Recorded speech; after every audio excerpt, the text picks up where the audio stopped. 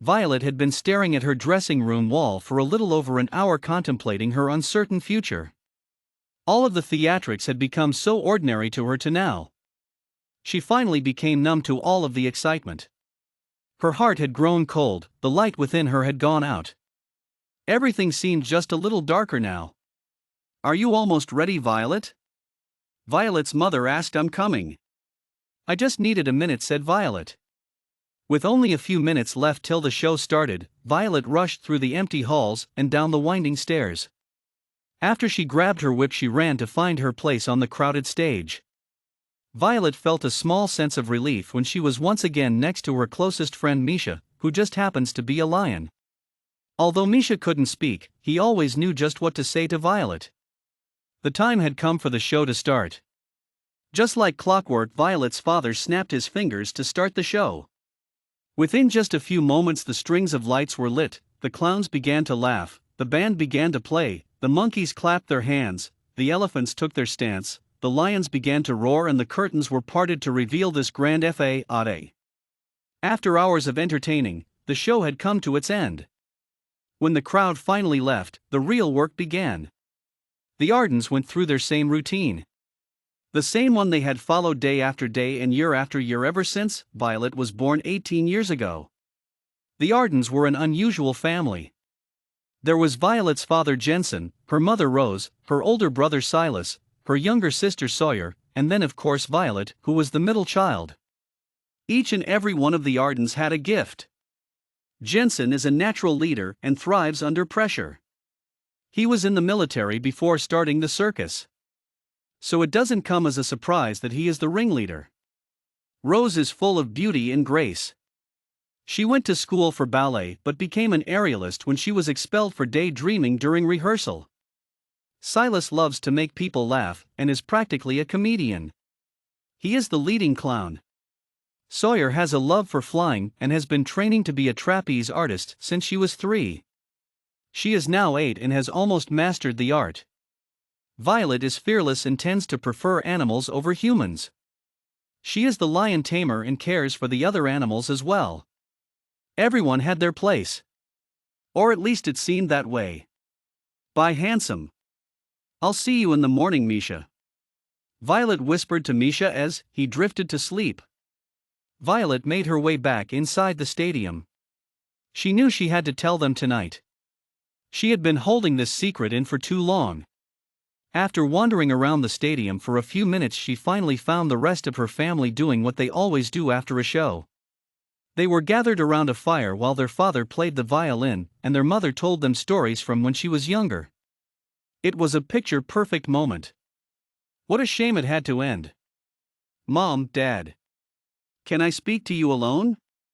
Violet asked in an awfully serious voice. "Sure, honey." "Silas, Sawyer, will you give us a moment?" her mother answered. "What's on your mind?" her father asked. "I don't really even know how to say this. I just don't think I want this life anymore. I don't think it's right for me," Violet said. "Oh honey, is this about last week's show? You didn't make that big of a mistake. No one even saw you fall," her mother said in an effort to comfort Violet. No. This isn't about that. I just want to explore other options outside of the circus. I know it's the family business, but I am just not as into it as Silas or Sawyer," Violet said. "My dear. If you want to take a break because you're tired, just tell us. How about we go on a family vacation next week? We don't have any more shows until next month. That will get you out of this funk that you're in," her father said. "I am not tired and I am not in a funk. I just don't want to do this anymore," Violet said with tears in her eyes. "We don't understand what you're saying, Violet. Can you be a little clearer?" her mother asked. "I don't want to do this anymore. I don't want to be in the circus my whole life. I have dreams and ambitions. I know the circus is your dream, but it isn't mine, and I can't keep putting my life on hold for you. Is that clear enough?" Violet yelled. In shock of their daughter's outrage, Violet's parents fell silent. Not another word was spoken the entire night. The Ardens just watched the fire as the flames grew dimmer and dimmer till the coals were all that was left. Violet woke up early the next morning to find all of her belongings packed in suitcases, and next to them was 2 envelopes.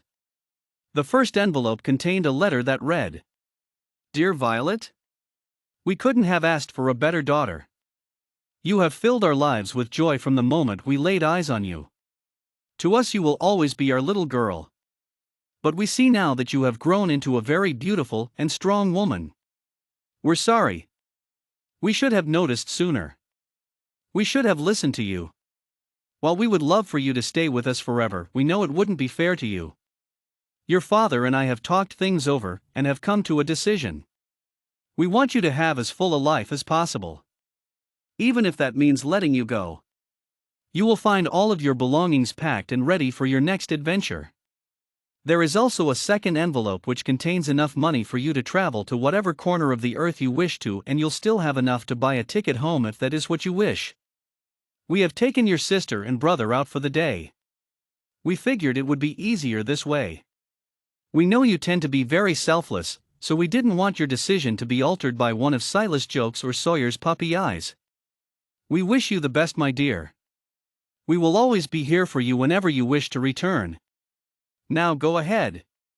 Chase after your dream. And when you finally catch it, don't ever let it go. Love. Mom and Dad." With tears rolling down her cheeks, she picked up her things and headed down to the train station. Turning her back on the only life she had ever known.